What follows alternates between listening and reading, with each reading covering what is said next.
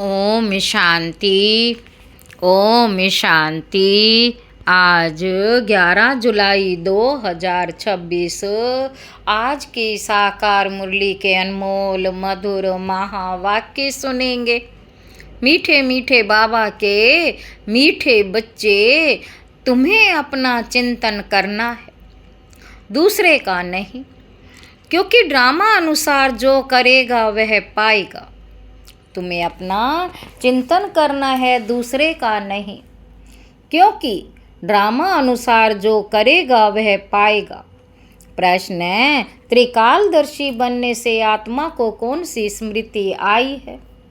उत्तर है, बाबा कहते आत्मा को स्मृति आई। हम असुल मूल वतन के निवासी इस ड्रामा में पार्ट बजाने आए हैं।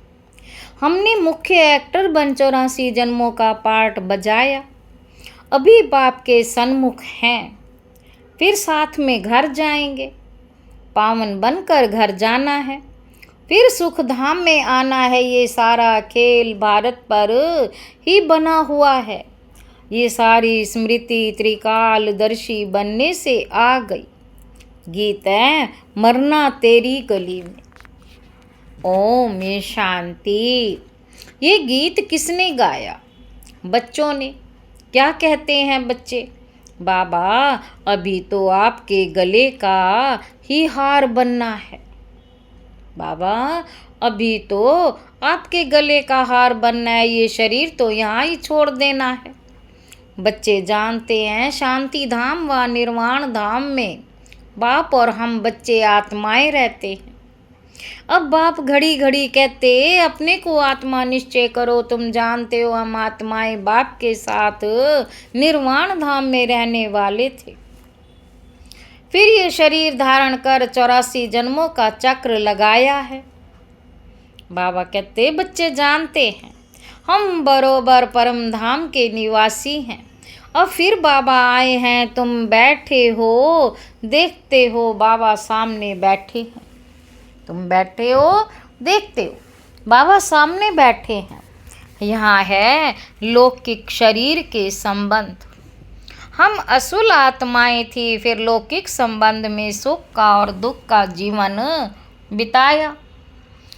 अभी तुम आत्माएं त्रिकालदर्शी बनी हो। बाप भी तीनों कालों तीनों लोकों को जानने वाला है। बाप भी तीनों कालों तीनों लोकों को जानने वाला है। तुम भी जानते हो नंबरवार पुरुषार्थ अनुसार। बाबा कहते पढ़ाई की याद तो रहनी चाहिए ना। अभी स्मृति आई है, बाबा ने समझाया है, तुम मूल वतन में रहने वाले हो। अभी तुम बाप दादा द्वारा त्रिकालदर्शी बने हो। तुम जानते हो इस ड्रामा के हम मुख्य एक्टर्स हैं। सारे ड्रामा का नॉलेज तुम्हारी बुद्धि में है। सारे ड्रामा का नॉलेज तुम्हारी बुद्धि में अब है। स्मृति आई है, हम आधा कल्प सुखधाम में रहते हैं।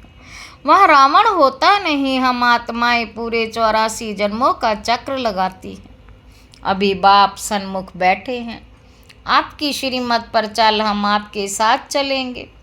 जितना हो सके आपको याद करेंगे। तुम बच्चों को सारा दिन यही ख्याल में रहना चाहिए जबकि त्रिकालदर्शी बने हो। ऊंचते ऊंच है भगवान, उनके साथ तुम बच्चे भी ऊंचते ऊंच रहने वाले हो। अभी तुम बच्चों को घर की याद आई है। हम पवित्र बन अपने परम धाम घर पर जाएंगे। बाप शिव की पूजा होती है। बाप शिव की पूजा होती है तो शालिग्रामों की भी पूजा होती है।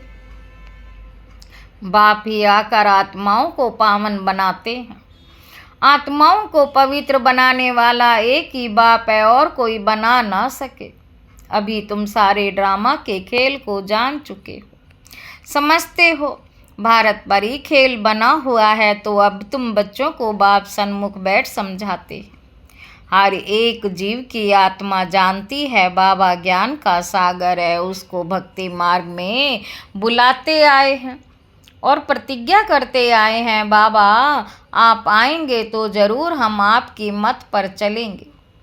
ये कोई लौकिक संबंध की बात ही नहीं। तुमको देही अभिमानी बन ये ख्याल रखना है कि हमको एक बेहद के बाप की श्रीमत पर चलना है, उनका ही मानना है। वह तो बहुत सहज समझाते हैं। तुम्हारा अब तीसरा नेत्र ज्ञान का खुल गया है। बाबा कहते ये ज्ञान तुमको यहाँ है। मूल वतन में बाप और बच्चे रहते हैं, वहाँ ये किसी को पता ही नहीं रहता। अभी तुम बच्चों को बाप अपना अंत देते हैं, वही ज्ञान का सागर है। और कोई सत्संगों में ऐसे नहीं कहेंगे, कोई भी सत्संगों में ऐसे नहीं कहेंगे कि बाबा हम आत्मा को पढ़ाते हैं। ये तुम जानते हो, घड़ी घड़ी तुमको कहना पड़ता है। देही अभिमानी बनो। आत्मा इस ड्रामा में एक्टर है, पार्ट बजाती है। हम आत्मा ने चोला लिया है, वह एक्टर्स कपड़े बदलते हैं। तुम आत्माएं निराकारी दुनिया से यहाँ आकर ये शरीर रूपी चोला लेती हो। तुम आत्माएं निराकारी दुनिया से यहाँ आकर ये शरीर रूपी चोला लेती हो। वे सिर्फ अपने कपड़े बदलते हैं। हम आत्मा को बाबा फिर से आकर राजयोग सिखला रहे। बाबा कहते अब तुम समझते हो बाबा आया हुआ है, तो जरूर हम बाबा के मददगार बनेंगे, पवित्र बन और सारे भारत को पवित्र बनाएंगे। हमको श्रीमत पर ही चलना है। श्रीमत कहती है बाप को याद करना है, जो करेंगे वे पाएंगे। सब तो नहीं आकर पुरुषार्थ करेंगे। जिन्होंने कल्प पहले पुरुषार्थ किया है वही करेंगे। अभी वापस जाना है, इसलिए पुरुषार्थ कर पवित्र जरूर बनना है। हम ऊपर मूल वतन में रहने वाले हैं। पहले पहले हम स्वर्ग में आए थे, फिर सीढ़ी नीचे उतरते आए। बाप समझाते भी भारतवासियों को भारत में ही आते हैं, याद ही भारत में करते हैं कि आकर हमें पावन बनाओ।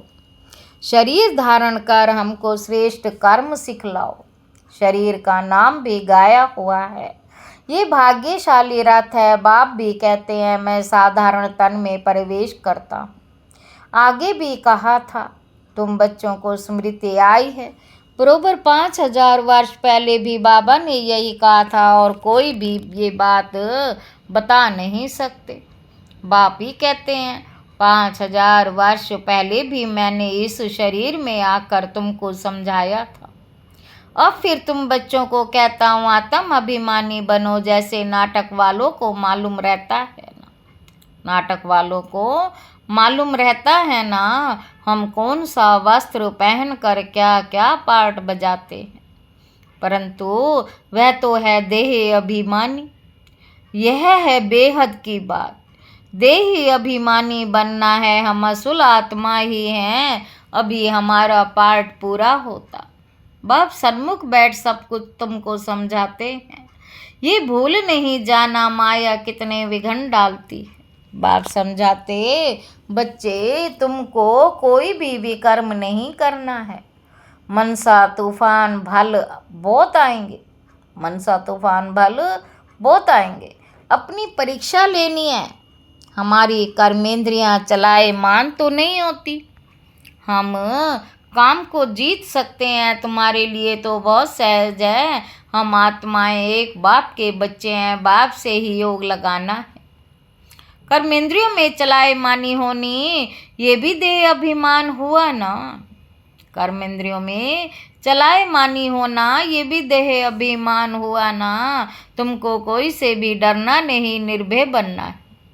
कभी भी कहाँ जाओ तो साक्षी हो देखना है हम तो आत्मा हैं। इस खेल को तुम पूरा जान गए हो। ऊंच ते ऊंच बाप है। ये बुद्धि में आया है। उनको बुद्धि बिंदी कहा जाता, उनको बिंदी कहा जाता। बाबा कहते निराकारी दुनिया में आत्माओं का झाड़ है। बीज से झाड़ निकलता, फिर नंबरवार पत्ते आते हैं। ये भी ऐसे है, ऊपर से नंबरवार आत्माएं आती हैं। आत्मा प्रवेश कैसे करती, निकलती कैसी, ये कोई देख ना सके। अब बाप समझाते हैं तुम्हारी आत्मा पतित हो गई है, उनको पावन बनाओ। इन द्वारा बाप बैठ समझाते बात तो कर्मेंद्रियों से करते हैं ना। आत्मा बिंदी इसमें नहीं होती तो कर्मेंद्रियां कुछ कर नहीं सकती। आत्मा बिंदी इसमें नहीं होती तो कर्मेंद्रियां कुछ कर नहीं सकती। इसलिए छोटी बिंदी कितना पावरफुल है, उनमें सारी नॉलेज है। बाप ज्ञान का सागर है, तुमको बैठ समझाते हैं। उनमें सारा ज्ञान है, ये भी उनका पार्ट नूंधा हुआ है। तुम्हारी आत्मा में भी 84 जन्मों का पार्ट है। तुम दुख सुख का पार्ट बजाते हो, दुख में बहुत तकलीफ लेते हो। बाप कहते हैं मैं तो पुनर्जन्म में आता नहीं। तुम 84 जन्म लेते हो, मैं तो नहीं लेता। मैं आकर तुम बच्चों को सहज युक्ति बताता हूँ कि मुझे याद करो तो पावन बनेंगे। आधा कल्प तुम काम चिता पर बैठ तमो प्रधान बने हो। आत्माओं से ही बाप बात करते हैं। आत्मा के ऑर्गन्स पहले छोटे होते फिर बड़े होते। आत्मा तो छोटी बड़ी होती नहीं, आत्मा ही कहती है पतित पावन आओ। आत्मा बाप को पुकारती है, बाप कहते हैं मैं कल्प कल्प आता हूँ तुम पतितों को पावन बनाने। अभी तुम जानते हो आत्मा कैसे आती जाती है। मनुष्य बहुत माथा मारते हैं, देखते हैं आत्मा कैसे निकलती है, परंतु किसी को पता नहीं पड़ता, क्योंकि यह है अति सूक्ष्म। छोटी सी आत्मा में कितना विघन पाठ है। जैसे बीज में सारा ज्ञान है, वो तो बीज है जड़, वह तो बीज है जड़। बड़का झाड़ होता है, उसका बीज कितना छोटा, उनसे झाड़ कितना बड़ा लंबा निकलता। कलकत्ते वाला बड़का झाड़ कईयों ने देखा होगा, बहुत बड़ा झाड़ है। अब उनका फाउंडेशन सारा सड़ गया, बाकी खास झाड़ खड़ा है। ये भी ऐसे है, देवता धर्म का फाउंडेशन है नहीं, झाड़ के भी अब जड़ी भूत अवस्था है। ये भी तुम जानते हो। तब तो गवर्नमेंट को भी कहते हो कि हम इतने समय में दुनिया को पावन बना कर दिखाएंगे। मनुष्य इन बातों को समझते नहीं, मनुष्य इन बातों को समझते नहीं। तुमको तो निश्चय है कि हम इस भारत को श्रेष्ठाचारी जरूर बनाएंगे, तब तो भ्रष्टाचारी दुनिया का विनाश होगा। ये जो चाहते हैं शांति हो जाए, जो चाहते हैं शांति हो जाए। आत्मा पाठ बजाते बजाते थक गई है, इसलिए पुकारती है शांति देवा। ये थोड़ी समझते हैं आत्मा शांत स्वरूप है, परंतु यह आत्मा को कर्मेंद्रियों द्वारा कर्म तो जरूर करना ही है। शांति दो कहते हैं, ये किसी को पता ही नहीं कि शांति धाम अलग है, सुख धाम अलग है। शांति धाम अलग है, सुख धाम अलग है। सुख धाम में बहुत थोड़े मनुष्य होते, वह है ही पवित्र दुनिया, वहाँ शांति तो कोई मांगते नहीं। कर्म तो वहाँ भी करते, परंतु वह शांति नहीं होती। जीवन मुक्ति धाम अथवा शांति धाम दोनों अलग है। सतयुग में जीव आत्माओं को सुख भी है तो शांति भी है। सतयुग में जीव आत्मा को सुख भी है तो शांति भी है, और हेल्दी वेल्दी रहते हैं। बाबा कहते हैं अभी तुम जानते हो स्वर्ग किसको कहते हैं। दुनिया में ये भी किसी को पता नहीं कि स्वर्ग क्या है। ये लक्ष्मी नारायण बच्चे हैं ना, इन बच्चों को भी सुख किसने दिया? कोई तो सुख देने वाला हो ना, कोई भी सुख देने वाला है ना। को क्या इन्हीं को फिर राज्य में आने वाला है। स्वर्ग जरूर फिर रिपीट होगा। स्वर्ग में जब होंगे तो वहाँ ऐसे नहीं कहेंगे कि नदी के, ऐसे नहीं कहेंगे कि नर्क फिर से रिपीट करेंगे। अभी कहते हैं बाबा पवित्रता सुख शांति की नई दुनिया फिर से रिपीट होगी। यह तो पुरानी दुनिया दुख धाम है, इनको आयरन एज कहा जाता। नई दुनिया में भी तो थी ना, उनको स्वर्ग कहते। ये ज्ञान तुम्हारी बुद्धि में ठहरा हुआ है। बरोबर हम फिर से देवी देवता बन रहे हैं। तुम्हारी अहम ऑब्जेक्टिव ही यह है हम फिर से स्वर्ग की बादशाही लेते, बेहद के बाप से वर्षा जरूर पाएंगे। ये अच्छी रीति याद करना है। हम आत्माएं वहाँ रहती हैं, फिर हम यहाँ आए हैं पाठ बजाने। अब स्मृति मिली तो अब स्मृति मिली है 84 जन्मों का, कैसे कैसे लेते हैं हम। बाप समझाते भी, तुम ब्रह्मा मुख वंशावली ब्राह्मण को भी हो। ब्राह्मण बनने बिगर, प्रजापिता ब्रह्मा का बच्चा बनने बिगर, ब्रह्मा बाबा का बच्चा बनने बिगर शिव बाबा से वर्षा कैसे लेंगे। प्रजापिता ब्रह्मा तो मशहूर है ना। ब्रह्मा द्वारा नई दुनिया की स्थापना करते हैं तो नई दुनिया का राज्य भी जरूर उन्हों को मिला होगा। 5000 वर्ष पहले भी ब्रह्मा द्वारा विष्णुपुरी की स्थापना की थी। अब फिर रिपीट होगा, उसके लिए तुम तैयारी कर रहे हो। कई बच्चे पूछते हैं, ड्रामा को बड़ा माने व पुरुषार्थ को बड़ा माने। समझाया जाता है, पुरुषार्थ तो जरूर करना ही है, पुरुषार्थ बिगर प्रारब्ध कैसे मिलेगी। पूरा पुरुषार्थ करना है, कोई अच्छी रीति पुरुषार्थ करते हैं तो समझाया जाता है ड्रामा अनुसार। इसका पुरुषार्थ अच्छा चलता, पद भी अच्छा पाएंगे। उनको पुरुषार्थ बहुत तीव्र चलता है, फिर चलते चलते कोई का कम पद भी हो जाता। ब्राह्मणियाँ जानती हैं, ब्राह्मणियों के पास आने वाले भी जानते, फलाना बहुत अच्छा चलता था। आजकल आते नहीं, कहते हैं हमारी बुद्धि में पता नहीं क्यों नहीं बैठता। बाबा को हम याद ही नहीं कर पाते, बस हम नहीं चल सकेंगे, बड़ी मंजिल है, ऐसे ऐसे लिख देते हैं। मूल बात है ही निर्विकारी बनना, विकारों को छोड़ना बड़ा मुश्किल है। तुम जानते हो ड्रामा अनुसार कल्प पहले मिसल इनकी ऐसी अवस्था चली आ रही है। अच्छा, मीठे मीठे सिके लदे बच्चों प्रति माता पिता बाप दादा का याद प्यार और गुड मॉर्निंग। रूहानी बाप के रूहानी बच्चों को नमस्ते। हम रूहानी बच्चों की रूहानी बाप दादा को याद प्यार और गुड मॉर्निंग। नमस्ते बाबा, नमस्ते, शुक्रिया बाबा, शुक्रिया। धारणा के लिए मुख्य सार, पहला पॉइंट है, इस बेहद के खेल को साक्षी हो देखना है, कोई से भी डरना नहीं, निर्भय बनने के लिए मैं आत्माओं ये पाठ पक्का करना है। दूसरा पॉइंट है, अपनी जांच करके स्वयं की परीक्षा लेनी है। कोई भी कर्मेंद्रिय चलायमान तो नहीं होती है, काम बेकार पर विजय पाई है, देही अभिमानी कहाँ तक बने। अच्छा, वरदान है, एक बाप की स्मृति से सच्चे सुहाग का अनुभव करने वाले भाग्यवान आत्मा भाव, जो किसी भी आत्मा के बोल सुनते हुए नहीं सुनते, किसी अन्य आत्मा की स्मृति संकल्प व स्वप्न में भी नहीं लाते, अर्थात किसी भी देहधारी के झुकाव में नहीं आते। एक बाप दूसरा ना कोई, इस स्मृति में रहते हैं, उन्हें अविनाशी सुहाग का तिलक लग जाता। ऐसे सच्चे सुहाग वाले ही भाग्यवान हैं।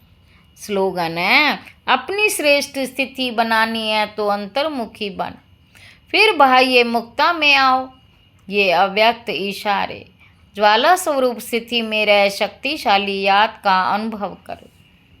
जैसे अग्नि में कोई भी चीज डालो तो नाम रूप गुण सब बदल जाता है, ऐसे जब बाप के याद के लगन की अग्नि में पड़ते हो तो परिवर्तन हो जाता है। मनुष्य से ब्राह्मण बन जाते, फिर ब्राह्मण से फरिश्ता सो देवता बन जाते। लगन की अग्नि से ऐसा परिवर्तन होता है जो अपनापन कुछ भी नहीं रहता, अपनापन कुछ भी नहीं रहता। इसलिए याद को ही ज्वाला रूप कहा गया है। अच्छा, ओम शांति।